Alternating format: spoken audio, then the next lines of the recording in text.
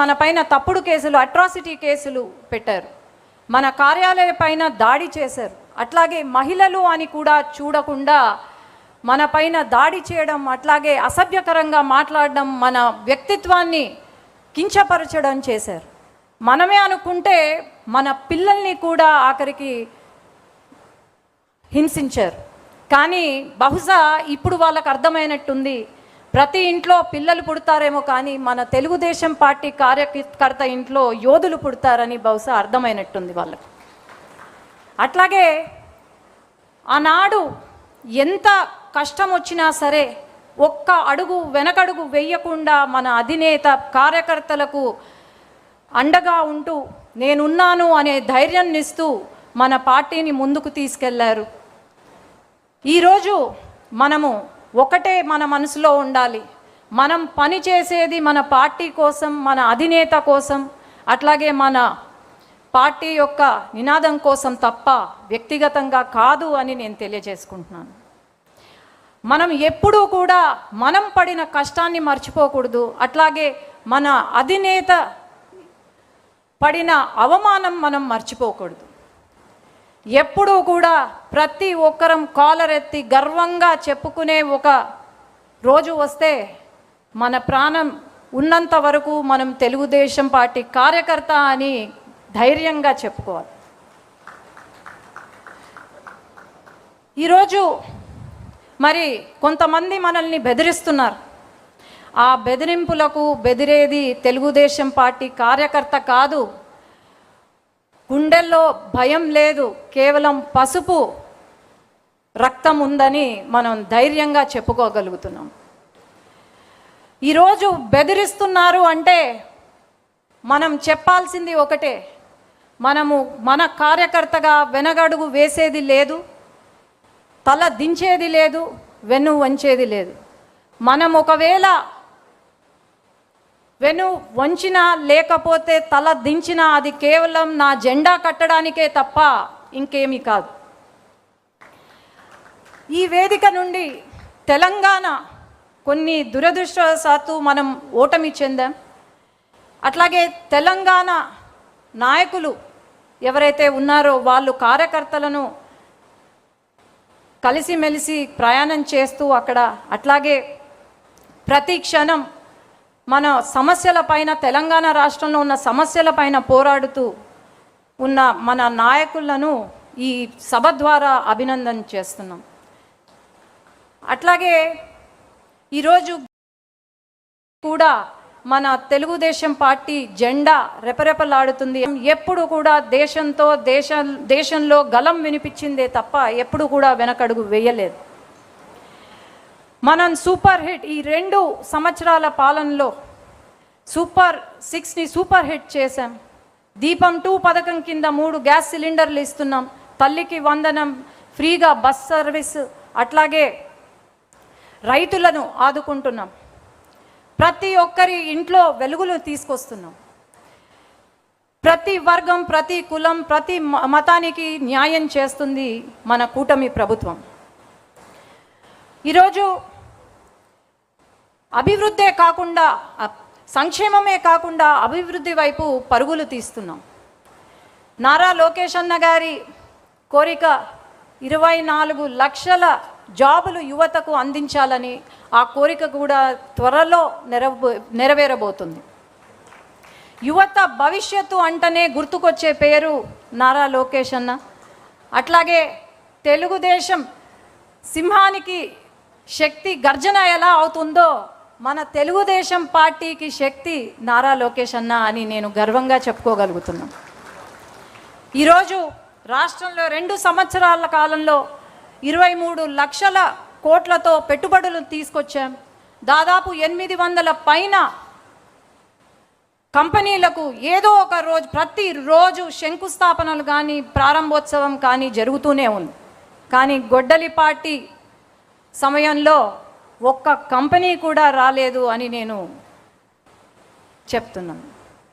అట్లాగే సంక్షేమం, అభివృద్ధి, జాబ్సే కాకుండా ఒక పక్క ఇరిగేషన్ ప్రాజెక్ట్స్ని పూర్తి చేస్తున్నాం. శాంతి భద్రతను మనము చూసుకుంటున్నాం.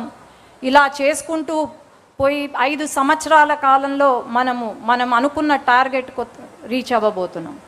అలాగే నా స్పీచ్ కంప్లీట్ చేసే ముందు యువగలం పాదయాత్ర గురించి చెప్పాలి. ఆనాడు యువగలం పాదయాత్ర ద్వారా లోకేష్ అన్న ట్రైలర్ చూపిస్తే ఈరోజు ప్రజలే సినిమా చూపించారు మన గొడ్డలి పార్టీకి. ఆనాడు ప్రతి అడుగున అడ్డంకులే, ఆ అడుగులు ఈరోజు శక్తిగా మారి, ఆనాడు యువగలం అడుగులే ఈరోజు శక్తిగా మారాయని గర్వంగా చెప్తున్నాం. అట్లాగే ఈరోజు ఈ పవిత్ర సమయాన ఈ మహాసభ ముందు 7 ముఖ్యమైన చరిత్రాత్మక నిర్ణయాలను ఉంచుతున్నాను. అధినేత నాయకత్వంలో మరో ఆలోచనకు తావివ్వకుండా తెలుగుదేశం పతాకం నిరంతరం రెపరెపలాడేలా ముందుకు సాగాలి. ప్రజా శ్రేయస్సే లక్ష్యంగా నడుం బిగించి ప్రభుత్వానికి అండగా నిలవాలి. ప్రత్యర్థుల దుష్ప్రచారాన్ని గ్రామ స్థాయి నుండి రాష్ట్ర స్థాయి వరకు బలంగా తిప్పికొట్టాలి. మన ప్రభుత్వం చేపడుతున్న అభివృద్ధి సంక్షేమాలను ప్రజాక్షేత్రంలోని బలంగా తీసుకెళ్లాలి.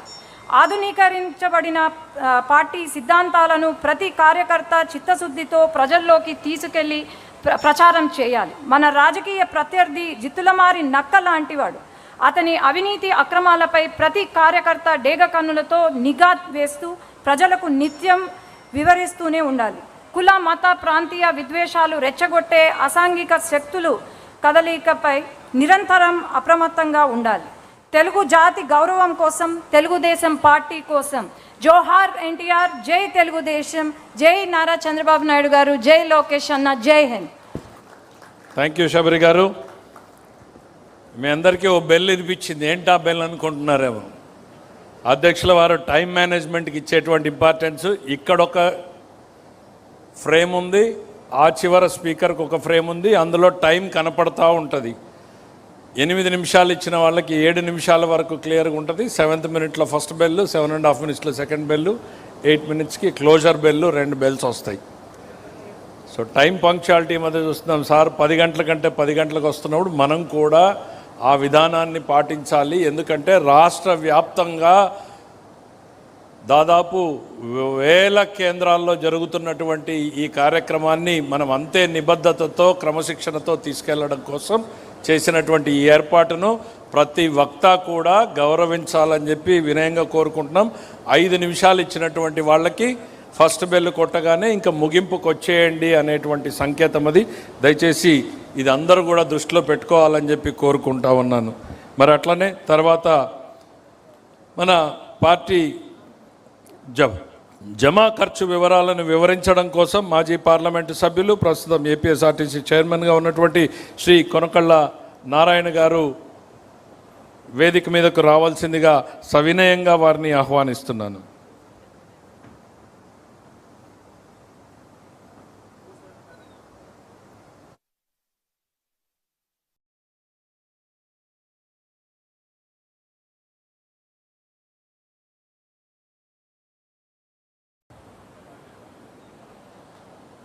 రెండు 2026 మహానాడుకు విచ్చేసినటువంటి తెలుగుదేశం పార్టీ కుటుంబ సభ్యులకు, మన పార్టీ అధినేత, జాతీయ తెలుగుదేశం పార్టీ అధ్యక్షులు, మన ముఖ్యమంత్రి వర్యులు నారా చంద్రబాబు నాయుడు గారికి, అలాగే మన యువనేత, జాతీయ ప్రధాన కార్యదర్శి, వర్కింగ్ ప్రెసిడెంట్ గారు అయినటువంటి మన నాయకుడు నారా లోకేష్ గారికి అందరికీ కూడా హృదయపూర్వక నమస్కారాలు తెలియపరుస్తూ, మరి 2025-26 వార్షిక సంవత్సరానికి ఆర్థిక నివేదిక సమర్పిస్తూ ఉన్నాను. దీనికి గాను మన సంక్షిప్త వివరణ ఏంటంటే, సభ్యత్వ రుసుము కింద 1.62 కోట్లు, విరాళాల కింద 58.38 కోట్లు, వడ్డీ ఆదాయం కింద 29.10 కోట్లు, వచ్చిన అద్దె 00.02 కోట్లు, ఇతర ఆదాయం 152 కోట్లు, మొత్తం రాబడి 90.64 కోట్లు, 90 పాయింట్. అలాగే ఖర్చులు, ప్రచార ఖర్చులు 16.52 కోట్లు, ఆఫీస్ అద్దె చెల్లించింది 0020 కోట్లు, ఆఫీస్ ఖర్చులు 05.09 కోట్లు, తరుగుదల 4.26 కోట్లు, అలాగే ఉద్యోగస్తుల జీతభత్యాలు 00.52 కోట్లు, కార్మికుల సంక్షేమ బీమా కింద 46.26 కోట్లు, ఇతర ఖర్చులు 1.40 కోట్లు, మొత్తం ఖర్చు 74.25 వచ్చింది. మిగులు 16.39 కోట్లు వచ్చింది. పైన తెలిపిన ప్రకారం మార్చి 26 సంవత్సరానికి 16.39 కోట్ల మిగులుతో లెక్కల ముగింపు చేయటమైనది. 31/3/26 నాటికి పార్టీ యొక్క జనరల్ ఫండ్ విలువ 485.81 కోట్లుగా ఉన్నది. ఈ వార్షిక నివేదికను ఆమోదించవలసిందిగా సభ్యులందరినీ కూడా కోరుతూ మరి మీ అందరికీ దగ్గర ధన్యవాదాలు సెలవు తీసుకుంటా ఉన్నాను. ఈరోజు ఇందులో ఈ వార్షిక లెక్కల్లో ముఖ్యమైనది పార్టీ యొక్క సభ్యుల సంక్షేమం కోసం అత్యధిక అమౌంట్ 46.26 కోట్లు ఖర్చు పెట్టడం జరిగింది. భారతదేశంలోనే పెద్ద సంఖ్యలో కోటి సభ్యత్వం దాటినటువంటి పార్టీ భారతదేశంలో ఏ పార్టీ లేదు. అది మన పార్టీ సగర్వంగా చెప్పుకోవచ్చు. అందులోనూ పార్టీ సభ్యుల యొక్క సంక్షేమం కోసం, ముఖ్యంగా పేదవారి కోసం, వారు కనుక ఏదైనా ప్రమాదవశాత్తు చనిపోతే వారికి బీమా అందేలాగా, వారి కుటుంబ సభ్యులు కనుక చదువుకునే వాళ్ళు ఉంటే ఎన్టీఆర్ ట్రస్ట్ ద్వారా వాళ్ళని చదివించడం ద్వారా ఎక్కువ ప్రాధాన్యత ఇస్తున్నటువంటి మన పార్టీకి మరి ఇవాళ చాలా గౌరవం, మర్యాద. ఇవాళ భారతదేశంలోనే తల ఎత్తుకు చెప్పొచ్చు మన పార్టీకి ఉన్న సభ్యత్వం ఏ పార్టీకి లేదని. మరి ఈ యొక్క వివరాలన్నింటినీ కూడా మీరు ఆమోదించవలసిందిగా కోరుతూ మీ అందరి దగ్గర సెలవు తీసుకుంటాను. ధన్యవాదాలు.